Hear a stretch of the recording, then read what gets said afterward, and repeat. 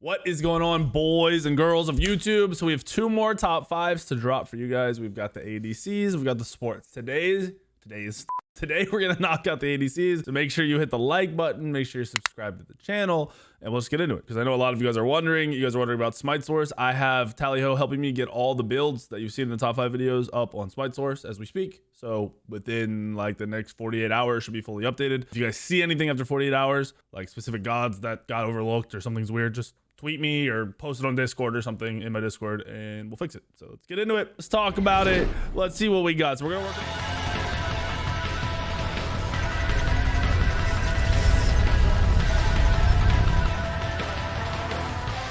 So we're gonna work our way from number 5 up to number 1. Now the first thing I want to say, almost all the hunters are good and viable and can be played and realistically probably should be played. So don't overthink anything. I'll talk like right now. I'm not putting Ishtar on this list yet. I do think she's probably top 2 hunters in the game. But since I think she comes in a ranked in like 2 weeks. Since she's not in ranked yet, I'm not going to throw her in this list. So she's out of the question. And there's just a lot of other hunters that are all viable and playable and good. So let's get into it and we'll talk about it. Number 5 on the list. This is just raw, hard. Number 5, Hou Yi. Your team fight is still amazing with the ult, with the fact that you just kind of melt tanks with your passive and your 2. Not your passive, sorry. Your passive is anti-crit. With your 2, just pure melting. Plus you have setup. You have hard CC. And having that on a hunter, having it easy to hit, makes it so self-peel is part of your kit, right? You have built-in CC, self-peel, getting people off of you, killing them while they're CC. You have self-peel in your ultimate. You have good mobility out of your 3 because you actually have a leap that goes over walls, which in this meta, there's a lot of gods that get played that can't make it over walls. So having that is a huge escape factor. And just the overall playstyle. I mean, you might have one of the weaker clears, which is the main reason that Hou Yi's number 5 and a little bit lower. Plus, it gets countered by 1 or 2 of the other gods we're going to talk about. But your clear's a little bit weaker early. In general, that happens when you're seeing people play like Izanami and see these really high clear gods come out. Plus, they buffed Cupid for a minute. They reverted a little bit. But Cupid's clear even went up. So that's why Hou Yi's number 5. To start, starter items. There's 2 starts, there's 2 full builds, and I want to cover those off the start of the video so I don't have to see a billion comments, right? You've got Leather Cowl start, or you have Death's Toll start, okay? Those are the 2 starts. No one's going anything else right now. No other starters are being built. It's just not happening. Outside of the start, you build into the same things. You go Transcendence, and you go Exy, okay? This is the core. This Executioner turns into the Glyph. Ferocious Executioner, right? This is the core build. Like I said, Leather Cowl or Death's Toll. It's usually Leather Cowl. I think I'm pretty sure the only time you really want Death's Toll is on gods that need the more, I don't even know how I would put it, because you end up losing out on a lot of attack speed until late game if you go Death's Toll. So if you're just a hard hitting god that needs the sustain, Shivalake, stuff like that, you'll probably get away with going Death's Toll, so you have that mana sustain when you're using heavy mana. Plus the fact that you don't really need the attack speed till late because you're hitting so hard anyway. It doesn't matter. Losing out on that little bit of attack speed that you lose from Leather Cowl doesn't matter. But this is the core. I pretty much just go Leather Cowl. This is for non-ability hunters, just so that's understood. Then there's 2 alternatives to this build after this point. You have an auto attack build and you have a crit build, okay? The auto attack build, you're gonna go into Kins. All right, you've got Kins, so you're 4 items deep, and then you're gonna go into, you have Oboe and you have Silver Branch. Usually gonna be Oboe at this point because it's gonna allow your team fights to be stronger because you already have enough pen and you can deal with the tanks at this point. They aren't extremely tanky, they're pretty tanky. If for some reason you're really far behind, this might need to shift into the Silver Branch, which you build last traditionally, because you'll need that pen earlier. But this is the full build for auto attack, okay? This is the full auto attack build. All right, so that's understood. Then there's an alternative crit build. You keep the same core 3 items, okay? Then we go into Wind Demon. We're going into Shadow Steel, and we're going into Deathbringer. This is the build you'll see on Ishtar. This will be, by far, this build melts and does so much better than all the other builds in Ishtar after running all of them multiple times. This is the crit build. So those are your 2 choices. You know, auto attack build, crit build, and then when we get to ability hunter, we'll talk about that. But those are the builds, just so no one's confused. With Hou Yi, You go either or. It's completely up to you and how you want to play.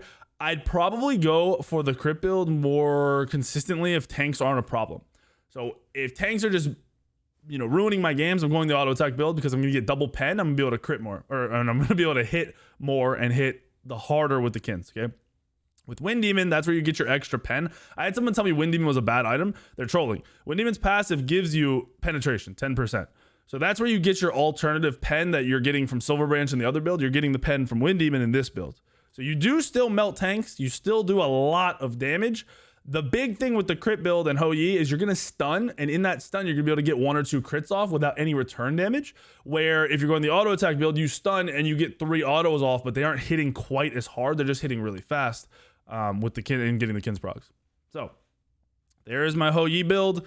I would, like I said, personally, crit build seems to be way more consistent, but the auto attack build also works because you are playing around your 2 and being able to kill tanks with your 2. Both builds great, in my opinion. So it's number 5 on the list. Number 4 on the list is an ability hunter. That's why we didn't go over the build there. It's Ullr.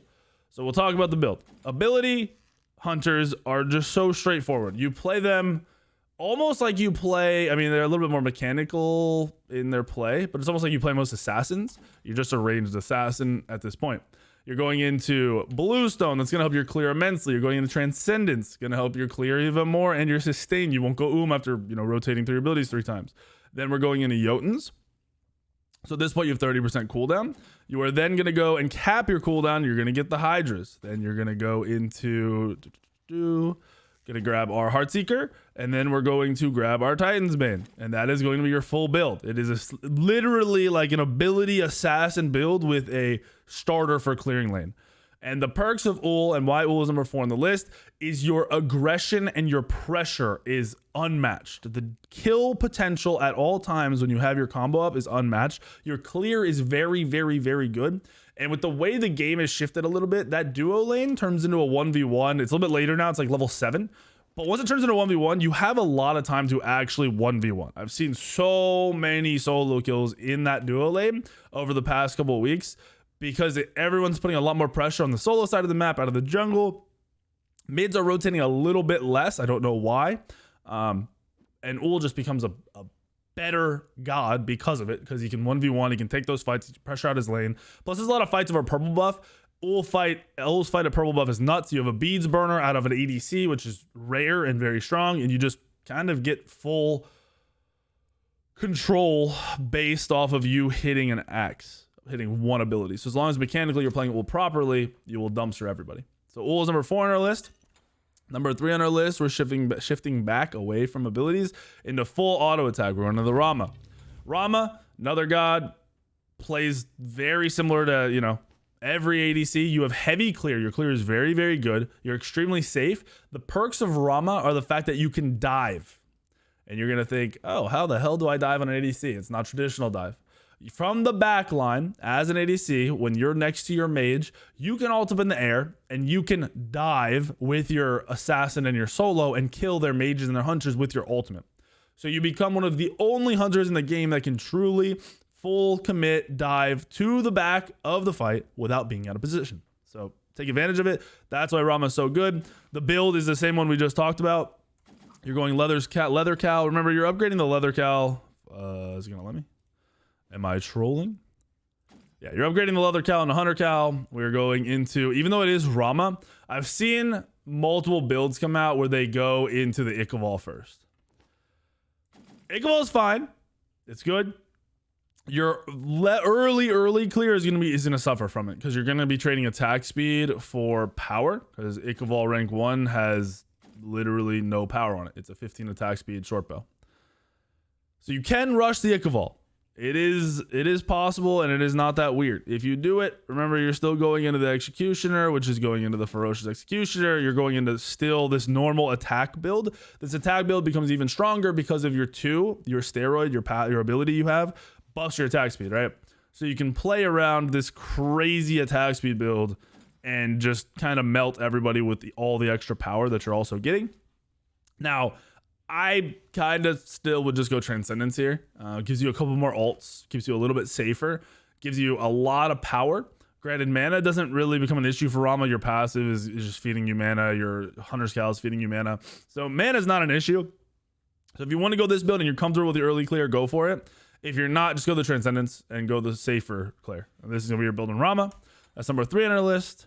Number 2 on our list, even after the nerfs, I'm going to throw Cupid. I think this is a hard one for me. I don't think Cupid's that good, but I can see that Cupid, everyone's doing well with Cupid. Everyone's having solid games with Cupid. So Cupid's going to be number 2.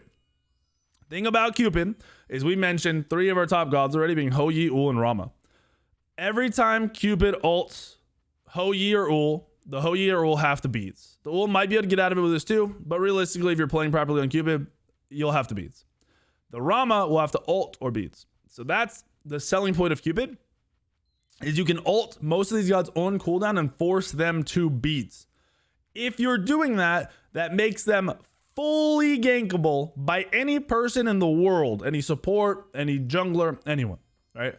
Full ganks. Every time that you ult and they use beads, you type, hey, beads are down for 2 minutes, whatever it is. Come gank. And over and over and over again, that ADC has to know they could be killed. There are some counters. There are good picks in the Cupid, like on her and things that can just ult out of it and play around it.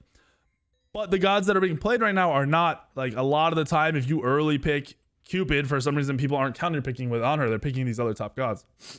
That's why Cupid's doing so good. On top of the fact that they upped his clear, they nerfed it again, but it seems to still be in a good place. They buffed it, went into super clear mode, apparently off just of one heart, the heart bomb change, and then all of a sudden they realized they had to tone it down a little bit. Seems to still be doing really well. Cupid's build's going to be the same. You can go the crit build or the auto attack build. Now it's similar to Hou Yi, where you have this kind of control out of your ult in your 1. So going the crit build, you'll get a lot out of those crits in that little bit of time that you have them stunned and CC'd. On the flip side, you have built-in attack speed in your 3. Realize that, please, for the love of everything in this universe.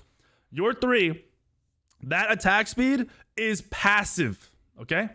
Read, passive. Cupid gains increased attack speed. That is not when you use your 3. That is at all times you have increased attack speed on Cupid from your 3, all right?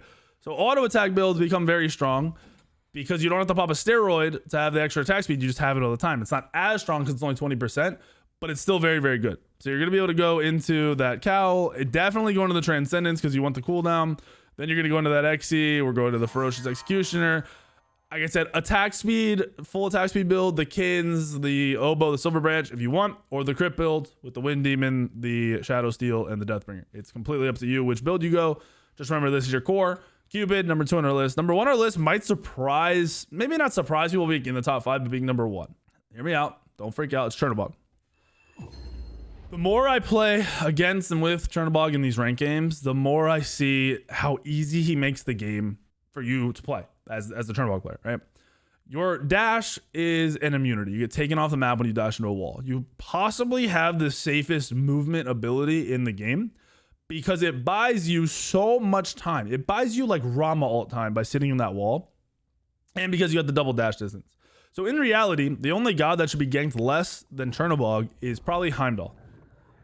If you're positioning properly all the time and you're always near a wall, you should not be able to die. You should be able to avoid all the damage. Plus, pair that with your ultimate, with your Aegis, with your beads. You shouldn't die. So that's the number 1 thing that's always a good selling point on Chernobog. But in this current meta, like I talked about, the ADC lane turns into a 1v1 for a while. When it turns into that 1v1, if you clear the wave, power clear, you throw your 1 and your 2, clear the wave instantly, right? And then you ultimate into anything that's going on the map, that's a free rotation for you. You don't lose anything. You've got your wave. You've got yourself like 15, 20 seconds to go kill somebody else and then head back to the lane over and over and over and over again. And it's instant. And if something goes wrong when you don't like it, just drop back down. Whatever. You use your ult. You try to start a fight. You got the slow off.